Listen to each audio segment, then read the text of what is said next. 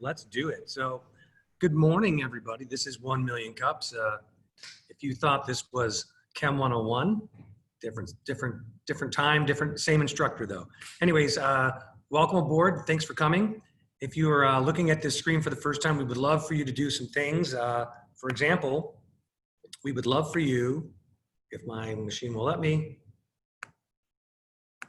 there we go, check in on the mobile app when you get an opportunity. So to do so is real simple. Just download the app and put in 1millioncups.com and look for Seattle, and then you can check in, and that will help us know who's been here and who's doing what. And if you follow us, you'll get some community message on occasion too. So what is this 1 Million Cups thing about? Well, we're really about building this community while drinking coffee or your caffeinated beverage of choice. And the best way to build a community is through support. And how do we support each other? The best way we've found is by sharing, by offering, and asking. Whether it be help, ideas, whatever it is, we share, we offer, we ask. And one of the ways this flows through us is by connections with people, presentations to people, and educating ourselves and being educated as a community. We help each other out at the beginning of our entrepreneurial or startup journey. And what differentiates us between some other organizations which might be doing similar support is that we're stressing presentations. We're not trying to do pitches here. We're doing connecting. We're not really networking. This is about handing out business cards. It's about finding people that you can use for that support. We are a community that's for the community, and we are radically and intentionally inclusive. So we want everybody in every type of business to come and feel comfortable on this stage and to share their ideas here. This happens across the country in all 4 time zones for the night. Well, actually 5 if Hawaii had one, but in the 4 time zones, including Alaska, there's over 168 communities. There's thousands of attendees per day on these Wednesdays and 700 or plus volunteers every Wednesday at 9 a.m. in your local time zone. So we normally would meet if we were in person at a place like this. This is the Collective. And over the time that we've been running this 1 Million Cups, at least 8,000 entrepreneurs have been up on a stage presenting to groups or virtually like we're doing now. So this is a big movement across the country to support this young startup and get it going in the right direction. I mentioned the Collective before. That's where I'm sitting right now. But I want to thank the Collective. So it's a great spot here. It's your urban place to hang out, and the kitchen is open if you want to come grab some food here. It's excellent. We have some community sponsors, a small studio, John B. Johnson, thank you very much, sir, and Seattle Strong help support and keep us going and make sure we have all the resources that we have whenever we meet. And I mentioned that we are a bunch of community volunteers. Well, here's the 4. Leif, Victor, Katie, and myself are all welcoming and helping and hoping that you will enjoy your time when you're at 1 Million Cups. But we're looking for more people, more faces, more involvement. And if you want to be that person, want to practice a skill, learn a new skill, then please let us know. Volunteer as an organizer. We'll find something that will help you learn something new that will improve your business. Use us as your guinea pig. Learn the skill here and then take it to your own business. So what's going to happen today? Well, we've got one presenter today. Coffee and conversation we've already had. We're going to have a 6-minute presentation by Katie McLaughlin. And afterwards, there's going to be a 20-minute Q&A. And when we finish the presentation, I'll take over the screen again and just let you know how we're going to go about doing that Q&A session. Afterwards, we're going to have a little get-together, which we call breakout rooms. And we'll stay on until about 10 o'clock and you get to chat with some new people. So that being said, I'd like to introduce to you, and I'm gonna send the screen over to Katie McLaughlin from the Katie McLaughlin Consulting Company.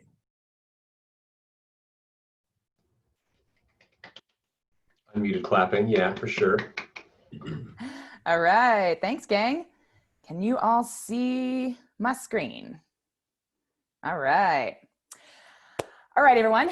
So my name is Katie McLaughlin. I am a master facilitator and transformational coach and I work with startup executive teams to help them get the most out of their employees. People are the ones that ultimately drive business outcomes. And a lot of us spend a lot of time at work being worn down, feeling frustrated, like there's too many things on the to-do list all the time, new changing priorities. Maybe we're getting in arguments at work, we're scrambling to meet a deadline, or maybe don't feel like we're being appreciated. I've certainly felt that way. I typically work at startups and tech companies, and what makes them a little bit different is that there's a fun atmosphere. There's often a family vibe that initially gets created, and within those companies, I work with their executive team, and typically the companies that I work with are Series B or later. So they have typically 50 to 100 employees. And one thing that this culture is trying to do is, by creating that family, helping people to feel excited about coming to work every day, they might provide free food, have happy hours. You might feel like, oh, there's an opportunity to innovate, create, do something new. And there's also this promise of it opening doors, right? That maybe you could grow in your career, learn new skills. And, with those different cultural components, on the left-hand side here's an example of, that happy hour where you're connecting with folks, but not everybody connects over the same types of interactions. And so if you're not somebody who stays after work, or who, likes to drink, or maybe you've got food allergies that I do, you may not feel like you can participate in some of those activities, or maybe you have to get home and have to commute. And 68% of employers recognize when an employee is about to leave. Yet we're not doing anything to actually prevent those people from leaving. And we're often losing good people out of our companies who know a lot about our company. And it usually starts with, not participating in different activities, feeling isolated, like the person here on the right. So my first time at a startup was at a not so little now startup called Wayfair. And while I was their training manager. So it was my job to effectively sell people on the Kool-Aid. Why was it so awesome to work there? Well, we have all these great activities. We really care about you as an employee. And we really care about our customers. And I instilled that in all of the trainees that I brought in. I trained over 700 people in the year and a half that I was there. And over time, I felt like I wasn't getting acknowledged or recognized for the work that I was doing, the impact that I was making. The training program that I designed almost a decade ago is still being used today. And so I know that I was making a difference. And, over time, I felt like I didn't feel part of the team anymore. Like I was getting in more arguments at work. I felt like I had to be one of the cool kids in order to, go out and enjoy the fun times. And I eventually left because I didn't believe in the Kool-Aid anymore. And I went for greener pastures. I wanted a different experience, and I was also looking for better pay. When I was at Rocket Lawyer, one of the things that kind of degraded the culture and caused a lot of people to leave was the presence of one specific team lead who often would make people feel like they were an idiot for asking questions, or feel like they had to, always take on the hardest stuff. And even if they didn't feel comfortable, she never provided that sense of, authenticity or trust or even inspiration that we might look for from a leader. And ultimately, all of these things result in employee turnover. And the first hallmark, though, is that disengagement, when people start to withdraw. And it's a costly problem. $2.9 million is spent per day in the United States for replacement workers. That's not for net new jobs. That's to fill positions that people have left. And I mentioned that I was looking for better pay, but it's not always about pay. 74% of young employees say they'd take a pay cut to work at their ideal job. So you might think, like, what is the HR or talent organization within these companies doing to fix this problem? Well, I've sat in the HR and talent organizations at many of the companies that I've worked at. And managers and leaders are the ones who have to be the ones who are modeling the behavior, who are enforcing or reinforcing the culture that we're experiencing. And I never got to work on the manager training that I wanted to when I worked in these organizations. There was always a new product to train people on. There were always new hires that I had to train. or an acquisition. I myself even hired a consulting group to come in and do manager training because I didn't have time to build it out and deliver it. So what if in a new world, our workplaces were uplifting and motivating and engaging? What would that mean for our lives, our communities? Well, we'd first of all actually like to show up to work, right? More of us would show up to work and we would feel like our gifts were being used. We would feel like we were trusted, like we belonged. And ultimately those same companies, the people will be happier and they're going to drive better business outcomes. So you'll see there, I've got 21% more profitable. And these are all stats that have come from different organizations. So what does it take to get there, right? What does it take to get a happy and engaged culture?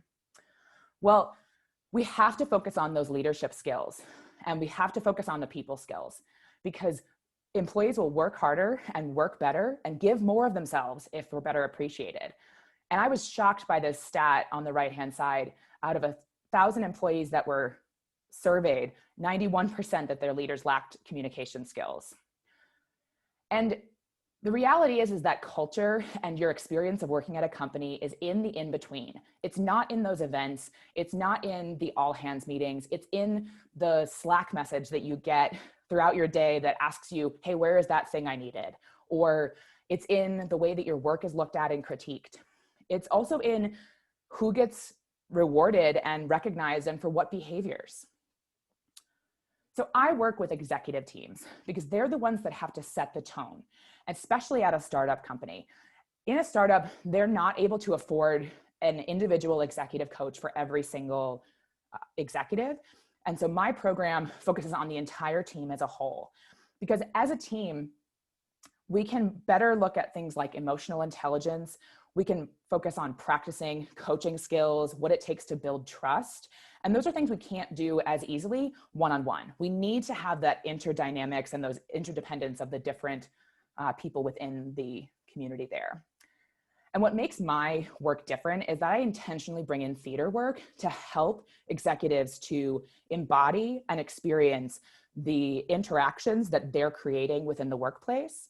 And it helps them to build trust, helps them to learn what it's like to actually connect and to see what different emotions look like or feel like in different situations. It allows them to step out of their own experience and step into the experience of someone else's. So ultimately, I help executives to refocus on leading with inclusion and engagement first. Ultimately, people drive those business outcomes, so we have to focus on people outcomes first. And that's me. Thanks.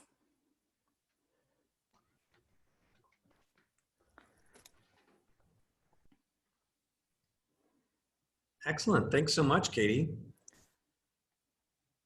I'm going to, if I can get this to come back up, I'm going to share my screen.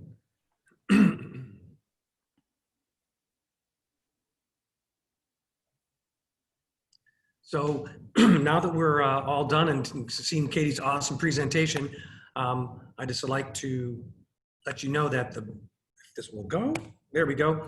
The best way to get heard from us is to go ahead to the participants section of your Zoom call and raise your hand, and I'll just start calling on people. And if you're one of the hosts like Leif or myself, Jolene's already raised her hand, so I'm going to let Jolene start off. So unmute yourself and give us a question, Jolene. I'm curious if you get resistance from those kind of mid-sized startups that they think that they're fine, and what that hurdle is, and what do you do to point out that no, maybe they need to address some things? Yeah, that is a really great question. Some of the executives that I have worked with and I've spoken with as I've been crafting my plan have told me that for many of these startups, culture is a luxury. So first of all, what I realize is that I don't want to have to convince someone that they need to work on leadership skills. So that's where I start first. So I work with companies who are already somewhat aware, but know they need to level up their skills. So that's my first thing that I do. But the other piece that I do is I have an introductory package that I'll work with a variety of different types of startups to help them analyze their engagement score results. So that's the culture survey or the employee engagement survey that you typically take once a year, sometimes quarterly. And I help them to analyze their results to figure out how to get the most kind of bang for their buck. There's usually a budget set aside for those culture initiatives each year. So I help them that's kind of my in with a lot of these companies, and it helps me to find out if they're going to be a good candidate for my larger program.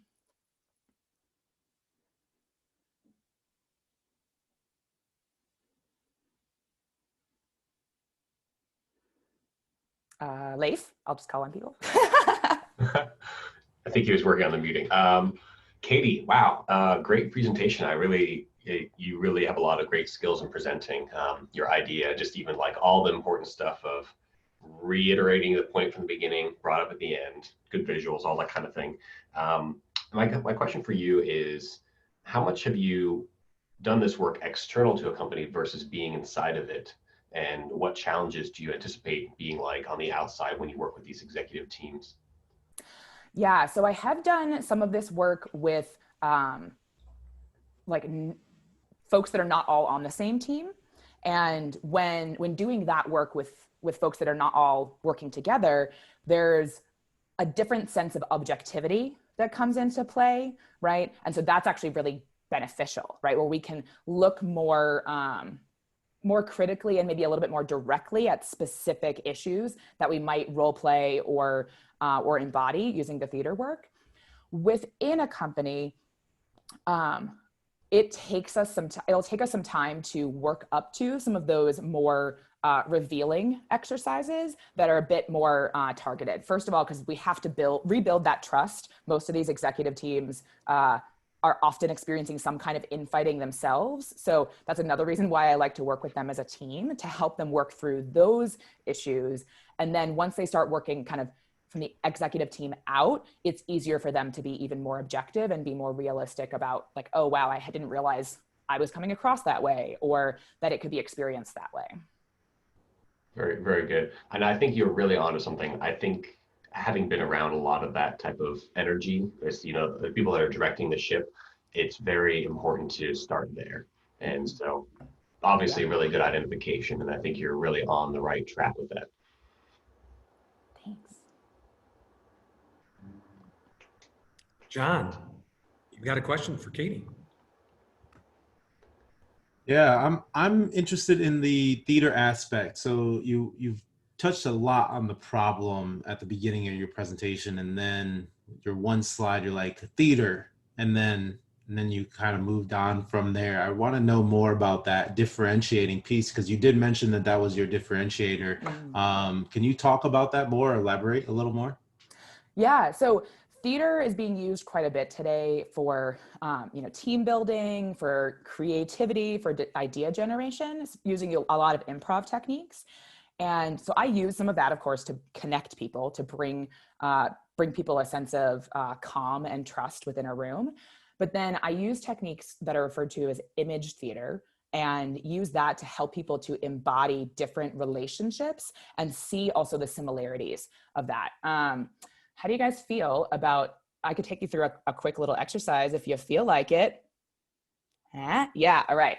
So I want you to just kind of like shake it out, move your body a little bit, right? When we're sitting at our Zoom meetings, we all kind of like look in a very specific way, right? So when I want you to sit in your chair and like pretend there's not even a Zoom meeting there at all. Like, I just want you to sit, like maybe you're pulling up to the table, for a meal or something, right? How do you sit then, right? So we all noticing maybe some shifts in how people look, right? Okay, so obviously if you're looking at gallery view, it's a lot easier. So now I want you to maybe like get up, shake it out a little bit. And now I want you to sit as if you're coming to like the most exciting presentation you've ever seen, or you're so excited. How are you gonna sit then?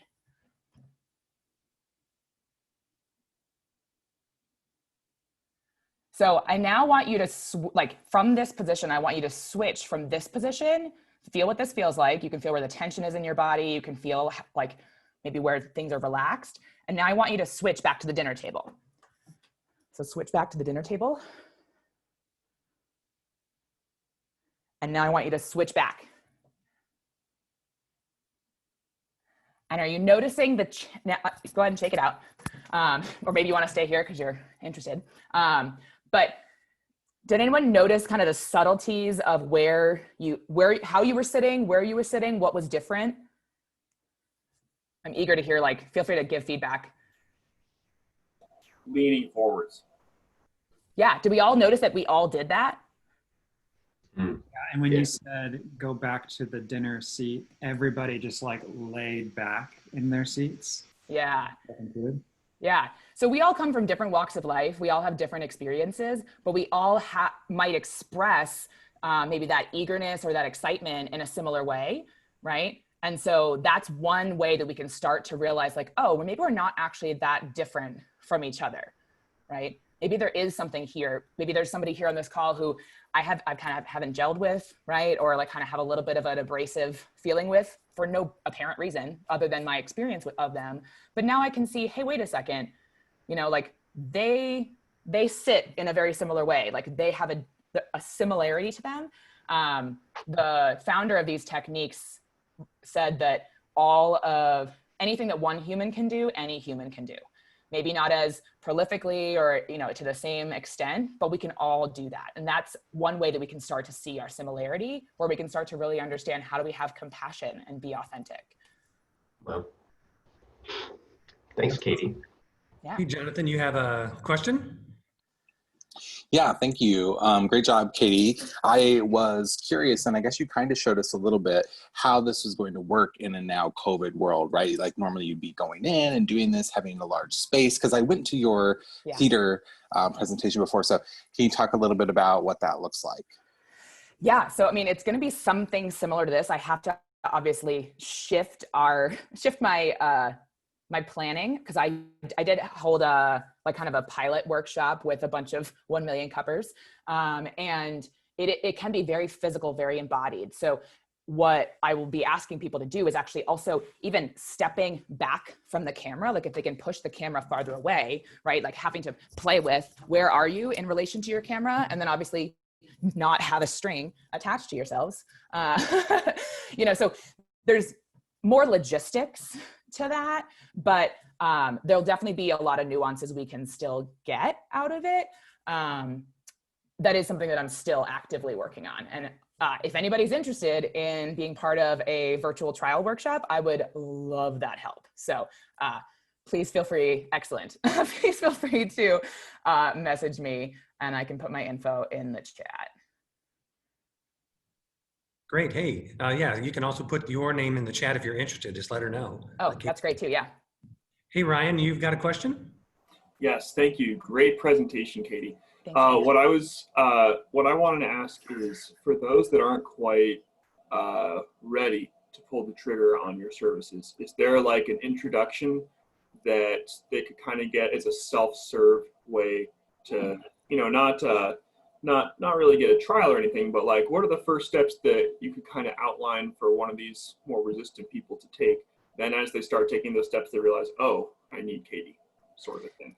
Yeah. So essentially, I've been working on my funnel towards getting people in, and my first step is around the kind of typical failures of attempts to increase engagement scores. So what are the things that go wrong when trying to increase your engagement scores? You're putting your money in the wrong buckets, big activities versus little activities. So first looking at that and doing a lot of blogging and things like that. I am exploring the idea of doing a YouTube channel where I could offer little bits of exercises like this. And then, like I said, the first kind of introductory thing would be that engagement survey package, which includes a one-on-one with the HR leader, a one-on-one with the CEO, and we create an action plan to figure out how we're going to attack improving their culture, improving their engagement scores. But I'm also exploring the idea of doing some kind of webinars. It's still in the very new stages. Cool, right on. Yeah, very nice presentation. And maybe Patreon could be one of those places with a large audience too. Oh, good idea. Yeah, thank you. Yep.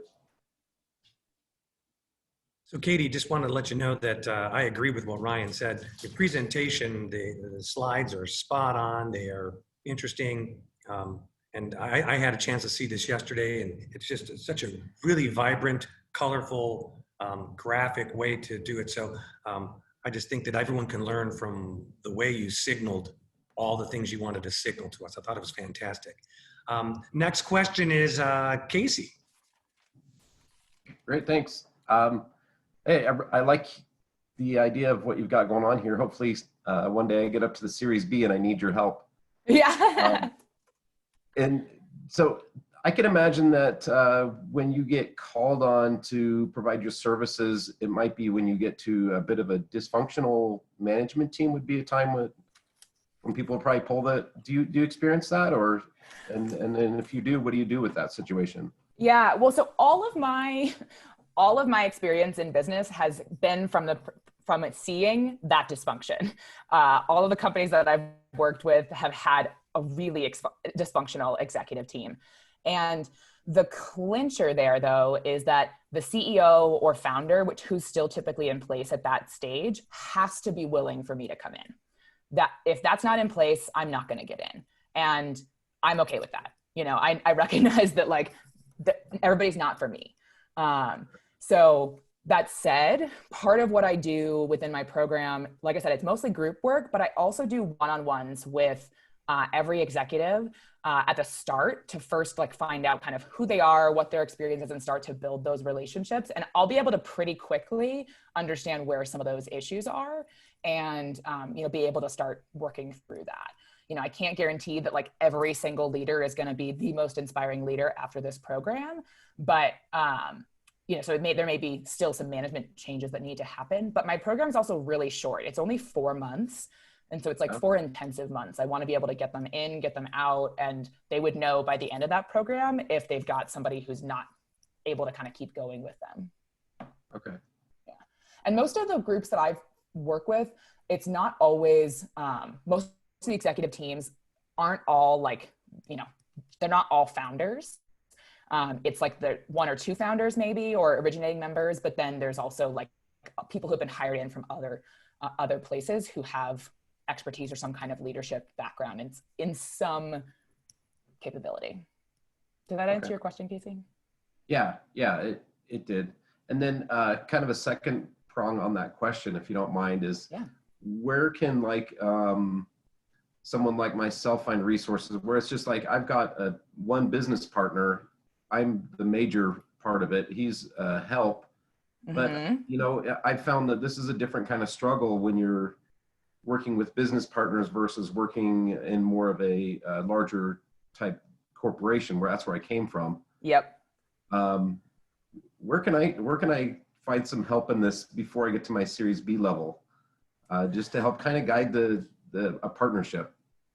Yeah, I mean, I'd love to have a conversation after this if you're interested. But I think that in general, the most key thing is about starting those conversations, even if they feel uncomfortable. One of the things that's why I do a lot of role play. I know a lot of people are like, oh, role play, or I don't want to hear myself talk or what have you, but it's so important that we not just go into those conversations with such an emotional charge of oh God, am I going to say the wrong thing? Or right. We have to practice them, so even if that's a partner or a friend or, a colleague that you could practice a conversation on, I'd even start there, and think about what outcomes, remember I talked about outcomes, right? What outcomes are you hoping to get from that conversation, and being, purposeful with that conversation to ask about hey, I want us to talk about this thing, and I'm hoping that we lead to this outcome from this conversation. Are you open to talking about it? Okay, thanks. Yeah. Bridget, you're up. Hey, Katie. Wonderful presentation. I think you did a great job explaining the problem. And I love all the follow-up we've been talking about with how theater ties into that. My question is about a company's core values. And would you recommend to a company that those values can be taught or instilled in employees? Or should the company be hiring for the like people who already hold those values, kind of like how you already look for companies that are open to this idea and recognize the problem.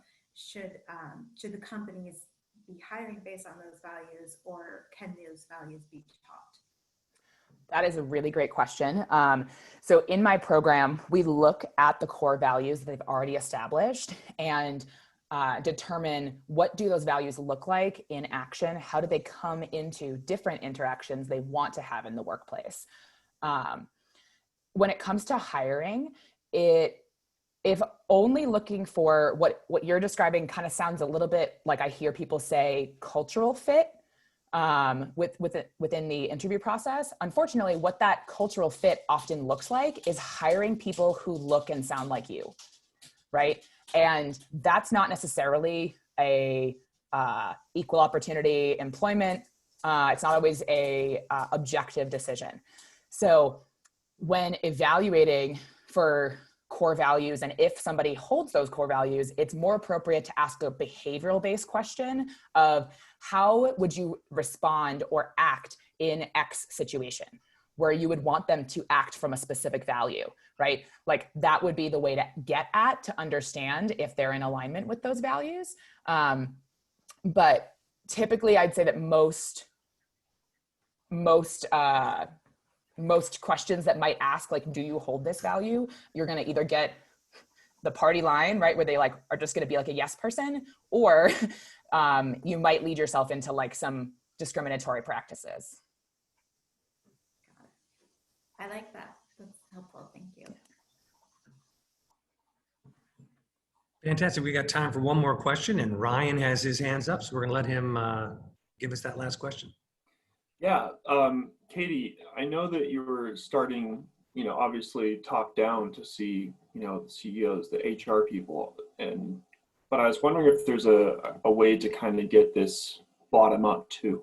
Like, are the people at the bottom of the pyramid in the organization, they're probably the ones bearing the brunt of the suboptimal cultural issues, right? Yeah. Is there a way that they can find you and then say like, hey, we should hire Katie to their higher up sort of thing? Right. Yeah. So initially I thought about working with managers, so not executives, because there's such an absence and need for manager training. Most companies recognize we need to do more manager training, but have the same bandwidth problems that I was describing, right? So I know that there's already a market there.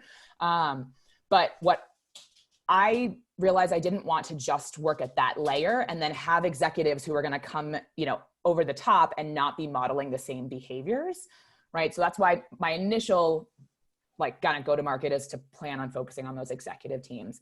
However, getting any kind of in or referral from within a company would be huge towards, taking the steps to get involved in a company. And I could see myself doing some workshops like with a specific team, where there's a leader or a manager who, has decided to hire me out of their budget. I'm not going to initially be marketing to that, but I might in the future. I'm just trying to be super focused as I start. But I'm going to take that down as an idea, because maybe I could, when you're going to a conference or you want to go to a conference, there's those documents that say, why should you, how do you pitch this to your boss, right? Maybe I need to create one of those on how do you pitch this, or get me into work in your company. Awesome. So thanks. Good idea.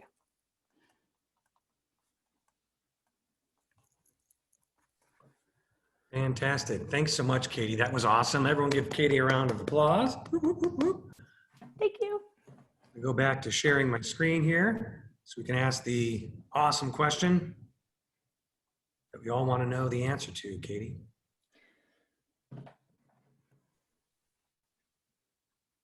It's way down here at the bottom.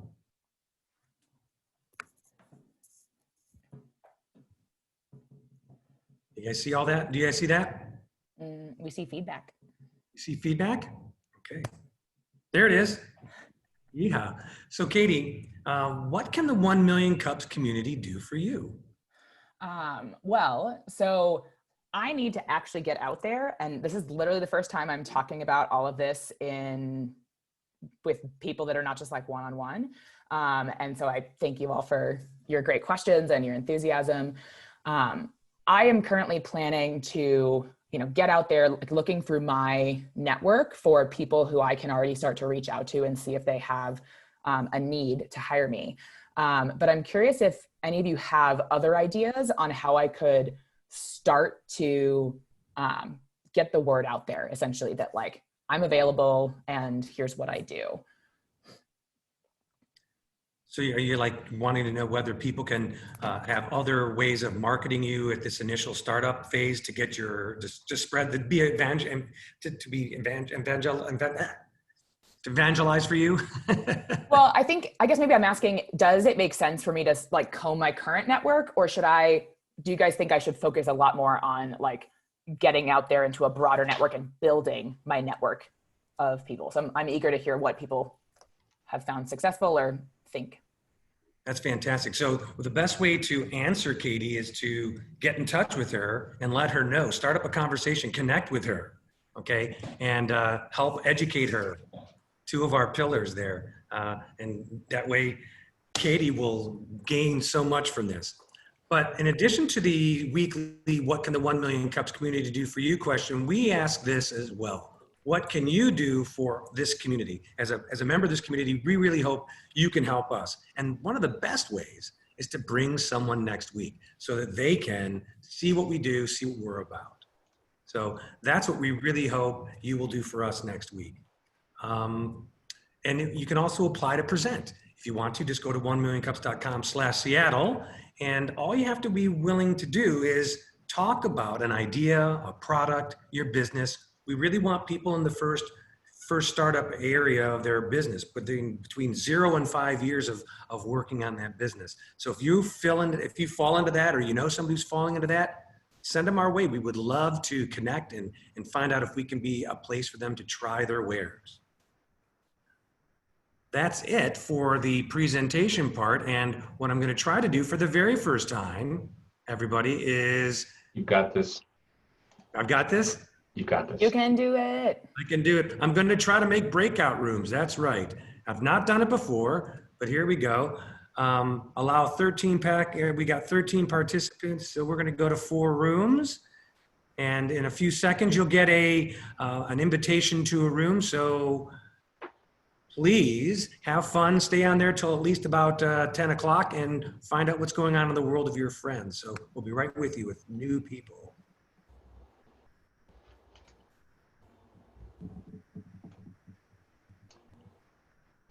Nothing yet. Nothing yet. Okay, here we go.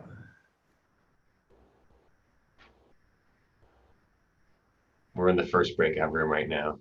We're anticipating it. No, not at all. Sorry. I'm just goading everybody. Okay, I'm opening all the rooms. That's what I did. There it is. Yay, we got it. Thanks, everyone. Thank you. Yeah, have a great day, everybody.